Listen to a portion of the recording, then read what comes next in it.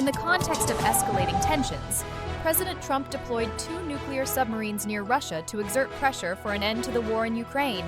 He threatened economic isolation and the use of secondary tariffs, while Russia warned of the risk of miscalculation leading to a serious nuclear confrontation.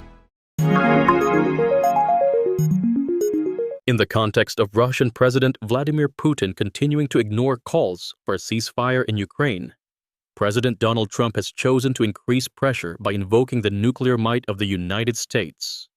This move comes just days before the ceasefire deadline set by Trump himself. Last week, Trump announced the deployment of 2 nuclear submarines near Russian waters in response to threatening remarks from a senior Kremlin official. On Sunday, he confirmed the submarines were now in the area. Although it remains unclear whether these are nuclear-armed submarines or nuclear-powered attack submarines, the ambiguity itself adds pressure, just as the ultimatum demanding Moscow to end the war nears expiration. According to experts, this is a highly risky strategy and unlikely to influence Putin's decision. Who remains the main obstacle preventing Trump's campaign promise to end the conflict in 24 hours from becoming reality? Aaron Dumbacher, Senior Fellow for Nuclear Security at the Stanton Nuclear Security Project of the Council on Foreign Relations, stated that deploying nuclear submarines near Russia would not surprise the Kremlin, which has long been aware of this threat.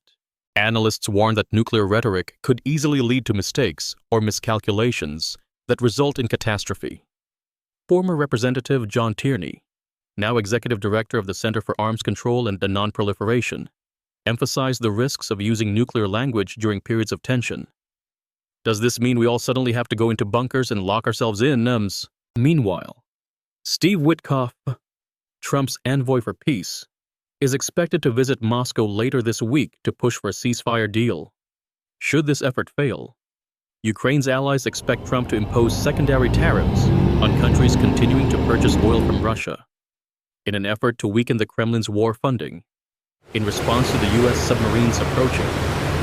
Kremlin spokesman Dmitry Peskov said on Monday that Russia does not wish to be drawn into a cycle of retaliation.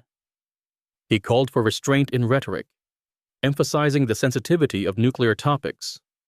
While Moscow does not consider the move an escalation, it noted that such statements can be emotionally charged. Trump announced this move following what he described as extremely provocative statements from former Russian President Dmitry Medvedev, who now serves as deputy chairman of the National Security Council. Medvedev had criticized Trump's foreign policy and threats of sanctions. Earlier this week, Trump shortened the 50-day deadline for Russia to reach a ceasefire agreement after repeatedly criticizing Putin for ongoing attacks on Ukraine. Medvedev, a frequent critic of the West and seen as having limited power within the Russian government, said Trump was playing the ultimatum game with Russia, 50 days or 10 days, and warned of the risk of war between nuclear-armed rivals.